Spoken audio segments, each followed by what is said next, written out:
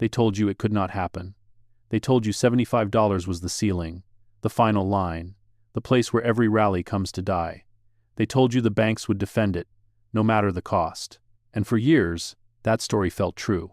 Every time silver got close, it was pushed back down. Quietly, efficiently, almost invisibly. But today, something changed. Look at the price, not the opinions, not the headlines, just the number on the screen. Silver did not hesitate. It did not stall. It moved through 75 like it was never there. This is not just another green candle. This is not a normal breakout. This is a moment where an old belief stops working.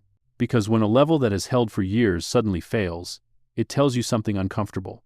It tells you that the force holding it in place is gone. Think about that for a second. How many times were you told, "Do not chase, it will never hold above 75"? How many times did you hear, "This market is controlled, resistance always wins"? And yet here we are. This feels different because it is different. You are not watching speculation. You are watching pressure finally overpower control. These moments do not come often. Most people miss them because they feel unreal while they are happening. But later, everyone points back and says, that was the day everything changed. And right now, you are sitting inside that day. For most people, 75 looked like a technical level, a line on a chart, a number with no memory. But for those who have watched this market closely, 75 was never just math, it was a mechanism. For nearly 3 years, every rally stopped there for the same reason. Not because buyers disappeared, but because supply suddenly appeared out of nowhere. That supply was not metal. It was paper. When silver approached 75, massive sell orders would hit the market all at once, not slowly, not emotionally, but with machine-like precision. This was not fear selling. This was control. Banks and large commercial players used that level as a pressure valve. Anytime momentum built, they released paper contracts to absorb it. The goal was simple: cap price, crush confidence, reset sentiment. And it worked. Over and over again. Investors learned to expect failure. They stopped believing breakouts were real. They were trained to sell early, to doubt strength, to fear upside. That is how control works in markets. You do not need to stop buying. You just need to convince people that buying is pointless. 75 became a psychological wall. Not because it was strong, but because people believed it was. And today, that belief cracked. Not slowly, not gently, but all at once. When a control level fails, it exposes the truth. The market was never free. And now, for the first time in years, it might be. What makes this moment even more unsettling is the day it happened. It is Boxing Day. Most of the world is still in holiday mode. Trading floors are quiet. Desks are half empty. Senior risk managers are not watching every tick. This is usually when banks have the advantage. Thin volume makes it easy to push price around. A few well-timed sell orders can paint the chart red and kill momentum. For years, this week has been used to demoralize investors before the new year even begins. But this time, the script broke. Instead of sellers controlling the tape, buyers kept coming. Not loud, not emotional, just persistent. Asia was awake. Industry was active. Physical demand did not take a holiday. And with fewer people guarding the door, pressure started to leak through. This is how control is lost. Not in a dramatic crash, but in a quiet moment when no one expects resistance to fail. Algorithms kept selling, but there was no fear to feed on. Every dip was absorbed. Every pushdown met a wall of buying. By the time anyone realized what was happening, the market had already moved. The level was gone. The damage was done. This was not chaos. This was a system built for control, suddenly exposed in thin air. And once control slips, it is very hard to get back. Now we need to slow this down, because this is where most people lose the plot. What happened next was not driven by emotion. It was driven by math. At the 75 level, a massive amount of options flipped into the money. Those options were sold by banks and market makers who never expected price to stay above that line. As long as silver stayed below it, they were safe. The contracts expired worthless. No delivery. No problem. But once price crossed and held, everything changed. When an option moves into the money, the seller is exposed. To survive, their systems are programmed to hedge. Not later. Immediately. That hedge means buying futures. And here is the part that feels uncomfortable. The machines do not care about price. They care about risk. As silver moved higher, the algorithms were forced to buy more. Each uptick increased exposure. Each increase triggered another round of buying. This is called a gamma squeeze. It is not bullish sentiment. It is forced participation. The same institutions that spent years selling paper to cap price were suddenly buying paper to protect themselves. They became buyers at the worst possible moment. And because the market was thin, there were not enough sellers on the other side. So price had to move higher to find liquidity. This is why the move felt fast. This is why it felt unstoppable. The machines were chasing their own mistake. This is what it looks like when control systems turn against their creators. Cold, mechanical, relentless.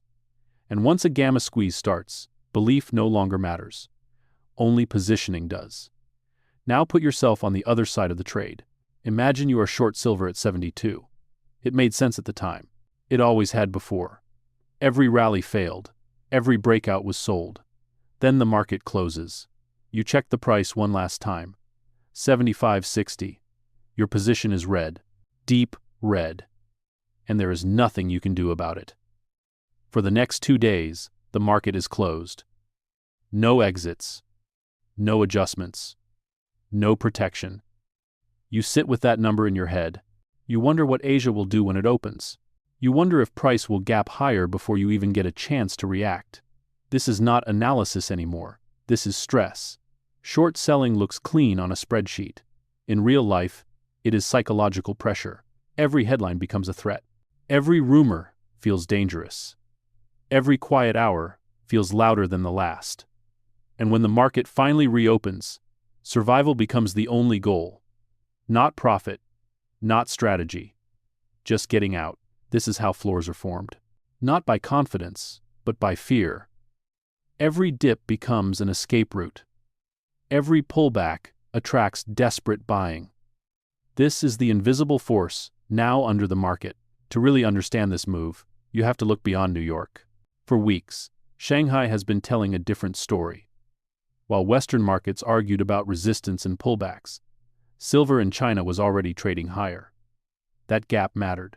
When one market consistently pays more for the same metal, it creates gravity. Metal does not stay where it is cheapest. It flows to where it is valued. Ounces left Western vaults and moved east. Quietly, methodically. No headlines, no drama. New York was not leading. It was falling behind. And markets hate being wrong. The price action you saw was not speculation. It was catch-up. The paper market had to raise its bid to stop the drain, not because it wanted to, but because it had no choice. This is why the move feels inevitable. Because it is not driven by opinion. It is driven by physical reality. As long as Shanghai pays more, pressure remains. As long as that gap exists, price is pulled higher. This is not a local story. It is a global alignment. And once markets align across continents, resistance becomes temporary, not permanent. If you are holding silver right now, there is a feeling you probably recognize. It is not excitement, it is tension. You look at the chart and think, this is moving too fast. It feels unstable. It feels like it has to come back down. That reaction is human. Our brains are trained to expect balance. When something rises smoothly, we feel comfortable. When it rises vertically, we feel danger. But markets do not move to make us comfortable. They move to resolve pressure. After years of being held down, release is never gentle. It is sharp. It is emotional. It feels wrong while it is happening. This is why breakouts feel scary to the people inside them. Comfort only comes later, after the move is over. If you feel the urge to sell just to calm your nerves, pause. Ask yourself what actually changed. Did demand disappear? Did supply suddenly appear? Or did price simply escape a cage? Fear during strength is not a warning sign. It is part of the process. You are not wrong for feeling it. You are human. The question is whether you let that feeling make the decision for you. There is another force pushing this market that rarely gets talked about openly. It is not fundamentals. It is not charts. It is ego. This is the final week of the year. In finance, that matters more than most people realize. Every fund manager is about to send a report to their clients. A clean summary of what they owned and what they missed. Now imagine being that manager. You ignored silver all year. You called it dead money, and suddenly it is one of the best performing assets on the board. If your year-end statement shows zero exposure, you look careless. Not unlucky, incompetent. So what happens in these final days is not investing. It is window dressing. Funds buy what already worked, not because it is cheap, but because it needs to be seen. They need to say, "We were there." This buying is not patient. It is urgent. They do not wait for pullbacks. They do not debate valuation. They buy size, and they buy fast. And here is the quiet irony. The same institutions that dismissed silver are now forced to chase it at higher prices in public view. This is not smart money. This is embarrassed money, and it still moves markets. While the screen shows 75, the real market is telling a different story. Step away from the charts for a moment and look at the physical side. Dealers are quiet. Inventory is thin. Premiums are widening. This is not what abundance looks like. When a dealer sells an ounce today, they do not know what it will cost to replace it tomorrow. That uncertainty changes behavior. Instead of discounts, prices rise. Instead of promotions, there are limits. This is how stress shows up in the real world, not as panic, but as hesitation. Paper markets can print supply instantly. Physical markets cannot. You cannot create silver with a keystroke. You have to mine it, refine it, move it.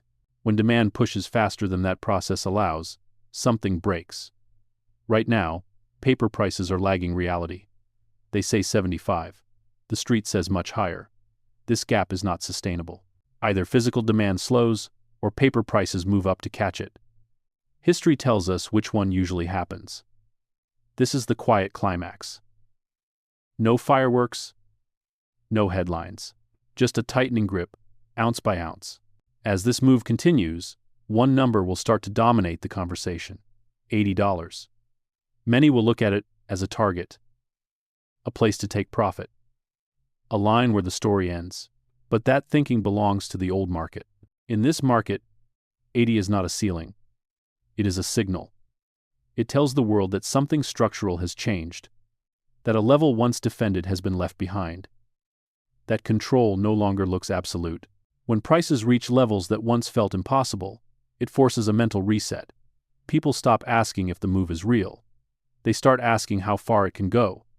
That shift is powerful, because markets do not turn at round numbers. They turn when pressure is released. Right now, pressure is still building. Across continents, across industries, across balance sheets. So when you hear 80, do not hear the end. Hear confirmation. Confirmation that the old rules are fading. Confirmation that patience mattered. Confirmation that belief was expensive, but doubt was costlier. And when this video ends, the market will still be open. The story will still be unfolding.